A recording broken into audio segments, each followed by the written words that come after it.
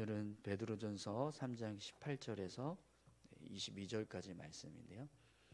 십자가의 은혜가 선을 행하는 능력이라는 제목으로 같이 함께 말씀을 나누겠습니다. 오늘 본문을 보시면 이제 베드로가 예수님께서 이루신 구원의 은혜에 대해서 설명을 합니다. 그런데 베드로가 이런 설명을 하는 이유는요, 앞에서 계속 그리스도인들이 고난을 당하면서 어려움 가운데 있지만 그럼에도 불구하고 선을 행하는 삶을 살아야 한다는 말씀을 계속 하고 있습니다. 그래서 어제 말씀도 선을 행하는 자가 얻게 될 복에 대한 말씀을 같이 함께 나눴었는데요.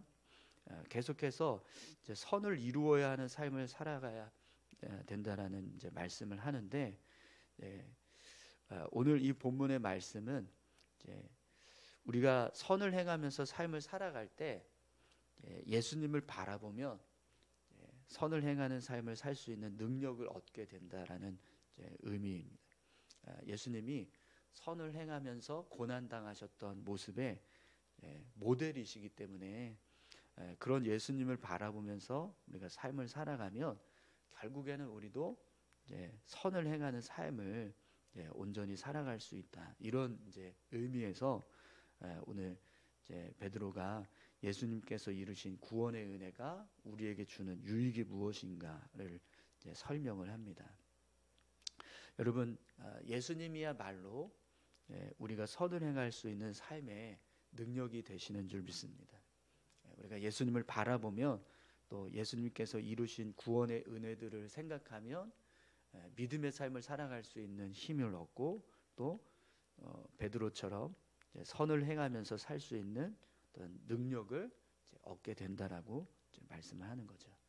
자, 그러면 왜 예수님이 우리 삶에 이런 능력이 되시는가, 그 이유를 같이 함께 살펴보도록 하겠습니다. 우선 18절, 19절 말씀 함께 볼까요? 그리스도께서도 단번에 죄를 위하여 죽으사 의인으로서 불의한 자를 대신하셨으니 이는 우리를 하나님 앞으로 인도하려 하심이라. 육체로는 죽임을 당하시고 영으로는 살리심을 받으셨으니 그가 또한 영으로 가서 옥에 있는 영들에게 선포하시니라. 아멘. 여러분, 예수님은요 죄가 없으신 분이세요, 그죠? 그런데도 불구하고 십자가에 달려 죽으셔야 했습니다. 그런데 예수님께서 십자가에 달려 죽으신 이유가 뭐죠? 우리의 죄를 대속하시기 위해서. 베드로는 지금 그 모습을 설명하고 있는데요. 예수님께서는 죄가 없으신 분임에도 불구하고 죄인된 우리를 위해서 십자가에 달리셨다라는 거죠. 그러나 다시 부활하셔서 그 부활의 능력으로 죄인된 우리를 위해서 구원을 선포하고 계신다는 거예요. 그가 또한 영으로 가서 옥에 있는 영들에게 선포하시니라, 이런 말씀이 있는데요. 우리의 모습은, 그러니까 예수님을 믿지 않고 있던 우리의 모습은요, 마치 옥에 갇혀 있는 죄인의 모습과 같다라는 겁니다. 그런데 그런 죄인된 우리를 향해서 예수님이 십자가에 달려 죽으셨다가 부활하심으로 그 부활의 능력으로 우리에게 구원을 선포하고 계시고 자유를 선포하고 계신다는 거예요. 그래서 그 주님의 십자가 은혜를 붙잡는 자가 결국에는 구원받는 은혜를 얻게 된다는 거죠. 여러분, 예수님께서 이루신 구원의 은혜는요, 의인이 고난을 받아서 이룬 은혜, 그죠? 죄가 없으신 예수님께서 십자가에 달려 죽으시는 고난을 당하셨는데, 근데 그 모습은 그냥 의인들을 위해서 희생하는 어떤 그런 의인의 모습이 아니라 죽을 수밖에 없는 죄인인 우리를 위해서 희생한 의인의 모습이 되시는 거죠.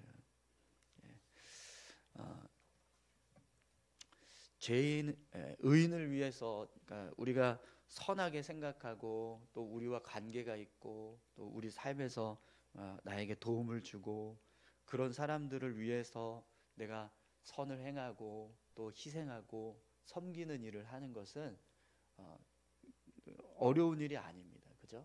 그런데 진짜 어려운 건 나를 미워하고 또 나에게 어떤 원수 같은 어떤 죄를 지어 있고 나와 대적하고 있고 죄가 있는 사람들, 부정한 사람들, 그들을 위해서 내 자신을 내어서 희생을 하고 그들을 섬기기 위해서 고난을 당하고 또 그들을 살리기 위해서 어떤 선한 일을 행한다.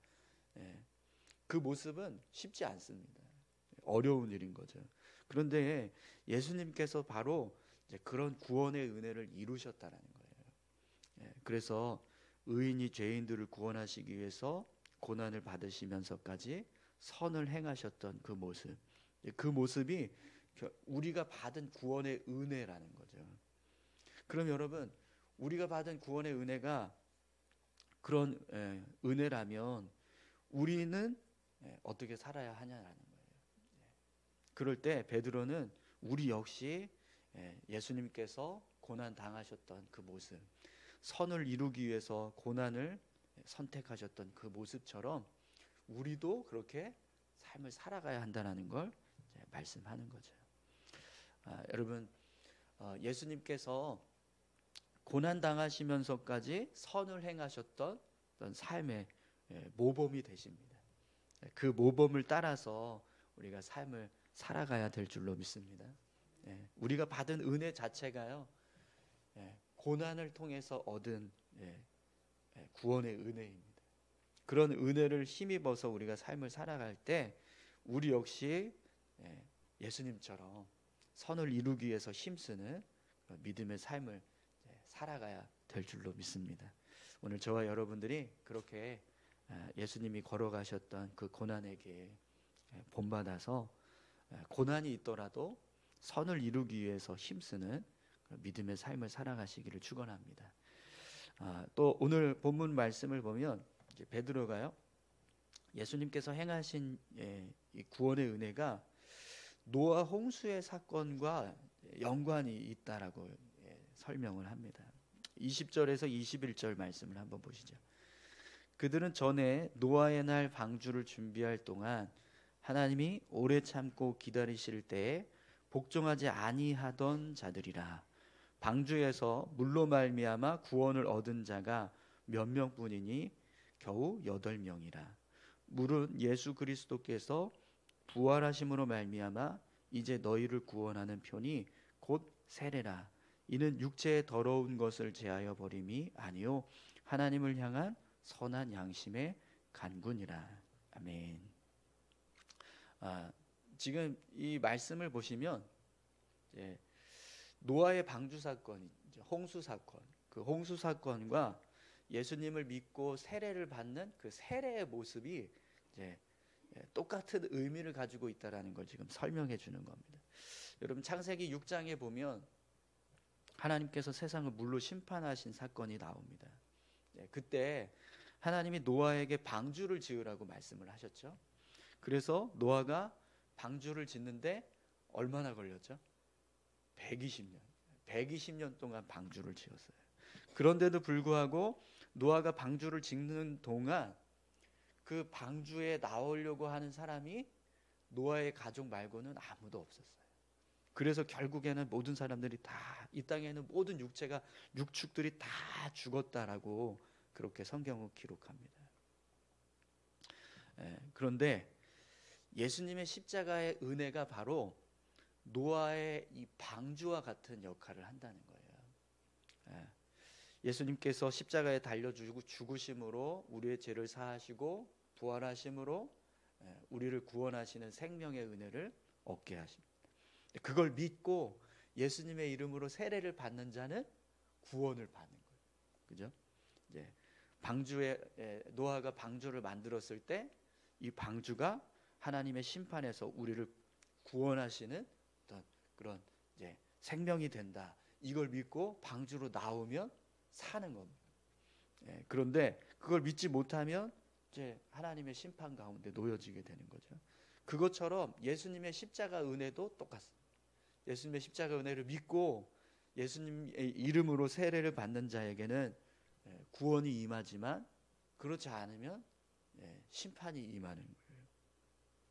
그래서 이제 예수님의 이름으로 세례를 받고 이제 구원을 받은 자에게 구원의 은혜가 임하는데, 그 과정에서 이제 세례를 받는 모습이 있잖아요. 근데 여러분, 우리가 세례 받을 때 지금은 그냥 약식으로 이렇게 성부와 성자와 성령으로 세례를 주노라 이렇게 하면서 세례를 하지만, 예수님 당시의 세례는, 초대교회 성도들의 세례는 침례였어요. 침례. 지금도 침례교회에서는 이제 세례 받을 때 침례, 물에 이제 완전히 들어갔다 나오는 침례를 행하는데, 그 과정이 어떤 의미를 담고 있냐면, 예수님의 이름으로 우리가 세례를 받아서 물 속에 들어가잖아요. 그 물 속에 들어가는 건 우리가 죄로 인한 심판을 받았다는 거예요. 우리 죄를 다 물 속에 잠김으로 인해서 우리가 죽은 거예요. 그 죽음의 의미가 바로 홍수 심판에 있는 그 물과 같은 모습입니다. 그래서 오늘 본문의 물은 21절에 보시면, 물은 예수 그리스도께서 부활하심으로 말미암아 이제 너희를 구원하는 표니 곧 세례라, 이렇게 이제 말씀을 합니다. 이 물이 하나님께서 홍수로 세상을 심판하실 때 그 물과 같이 죄인된 우리를 죽게 하는 물이라는 거예요. 그런데 우리가 다시 그 물 속에서 나오잖아요. 그때 우리가 나왔을 때 어떻게 해서 살아가? 예수님의 이름을 붙잡고 나오는 거잖아요. 그래서 우리가 거듭난 자가 되었다라는 거예요. 그래서 세례는 물 속에 들어가면서 우리가 죽고 다시 나오면서, 예수님의 이름으로 나오면서 우리가 산다, 이런 의미를 담고 있습니다. 그래서 세례 받는 자에게 지금은 그냥 물로 이렇게 머리에 조금씩 이렇게 묻히는 정도의 이제 그런 의식을 하지만, 사실은 이 세례 자체가요, 우리가 죽고 주님의 이름으로 다시 삽니다, 이걸 고백하는 이제 행위가 되는 거예요. 그럼 여러분, 우리가 세례를 받을 때 그 모습, 내가 죽고 다시 예수님의 이름으로 사는 그 모습, 그 모습이 여러분 우리에게 어떤 의미가 될까요? 우리는 그렇게 죄인이어서 죽을 수밖에 없는 자예요. 그런데 그런 죽을 수밖에 없는 자를 예수님이 건져주셨다는 거죠. 그 죽음에서 나를 건져주시고 내게 참된 생명을 얻게 하시는 은혜를 허락해 주셨다는 겁니다. 그 모습이 방주에 들어가서 생명을 건진 노아의 가족들의 모습과 똑같은 거죠. 여러분, 우리는요 죽을 수밖에 없는 죄인입니다. 그러나 그런 죄인된 우리를 예수님께서 붙들어 주셔서 우리에게 생명을 주시고 또 우리의 삶을 새롭게 하셨습니다. 그렇기 때문에 예수님의 이름을 붙잡고 삶을 살아갈 때 새 생명이 주어지는 것처럼, 예수님의 이름을 붙잡고 살아갈 때 선을 이루면서 살 수 있는 능력도 우리에게 부어주시는 거죠. 오늘 저와 여러분들이 그 주님을 붙잡고 선을 이루면서 살 수 있는 그런 믿음의 삶을 살아가실 수 있기를 소망합니다. 마지막으로 베드로가 예수님께서 하늘 보좌에 앉아 계시는 모습에 대한 이야기를 합니다. 22절 말씀을 보시죠. 그는 하늘에 오르사 하나님 우편에 계시니 천사들과 권세들과 능력들이 그에게 복종하느니라. 지금 예수님 어디 계시죠? 하늘 보좌에 앉아 계세요. 그죠? 하늘 보좌에 앉아 계셔서 그곳에서 천사들과 권세들과 능력들을 다스리시는 지금 일을 하고 계십니다. 그럼 여러분, 그 모습을 한번 생각을 해보세요. 그런 세상을 주관하시는 하나님의 아들이신 예수님께서 이 땅에 오셨을 때 사람들에게 어떤 취급을 받으셨어요? 죄인 취급받고 또 십자가에 달려 죽는 고난을 당하셨습니다.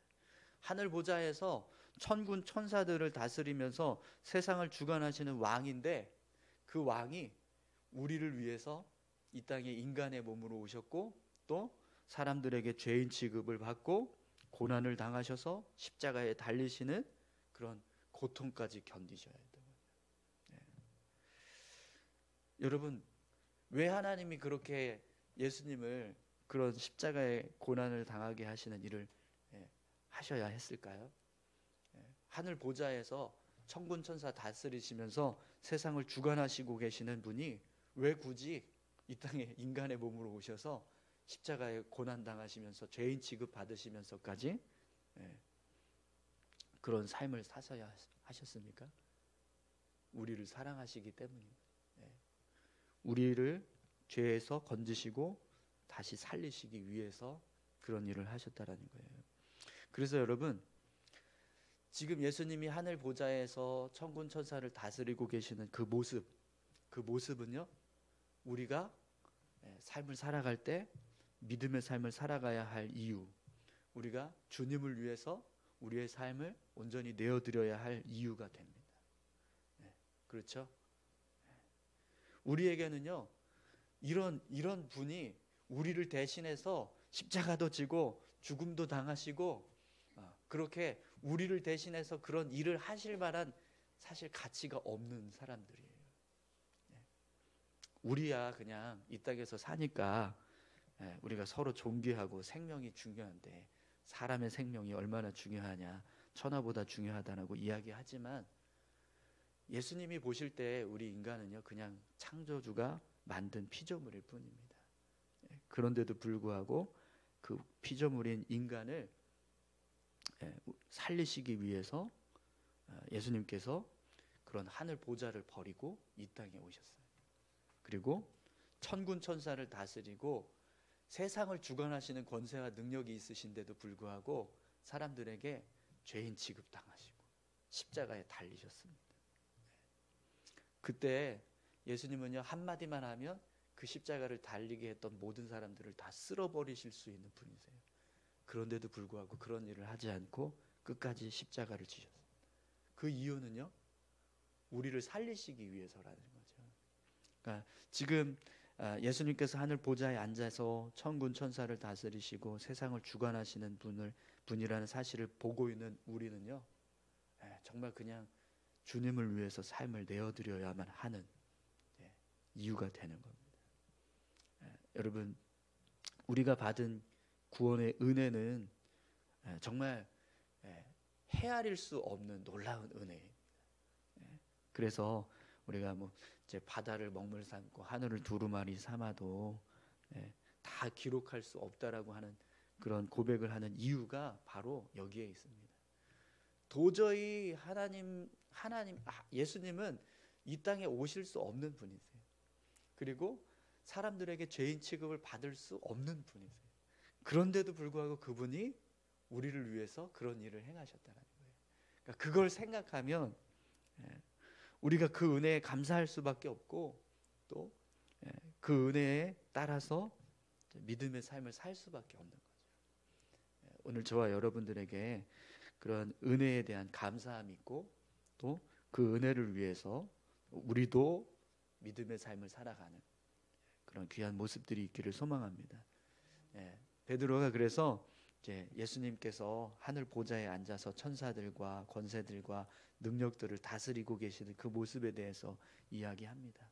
그 모습을 볼 때 우리도 이 땅에서 주님처럼 그렇게 자신을 내어주는 정말 온전한 희생을 하셨던 것처럼 그렇게 선을 행하기 위해서 힘쓰면서 삶을 살아가라고 말씀하는 거죠. 여러분, 예수님을 바라보면 우리가 믿음을 지키며 또 신앙의 삶을 살아가는 것 이유가 됩니다. 그리고 예수님을 바라보면 그 속에서 우리의 삶을 온전히 이루어갈 수 있는 능력이 주어진다라는 것을 우리가 분명하게 알 수 있습니다. 예수님 바라보시면서 여러분 늘 승리하시기 바랍니다. 같이 함께 기도하시겠습니다. 예수님 이 땅에 오셔서 행하신 일에 대해서 베드로가 말씀합니다. 죄 없는 인간을 구원하시는 것이 아니라 죄 있는 부족한 불의한 자들인 우리를 구원하시기 위해서 죄 없으신 예수님께서 십자가에 달려 죽으셨습니다. 그 은혜만 생각해도 사실은 우리가 우리의 삶을 내어드리는 것이 아깝지 않습니다. 그런데 우리는 죽을 수밖에 없는 죄인입니다. 그런 죄인을 살리시기 위해서 하늘 보좌도 버리시고 이 땅에 오셔서 십자가에 달리시고 또 자신을 내어주신 그 주님을 바라보면 우리도 결국에는 믿음의 삶을 온전히 살아가야 할 이유가 되는 것.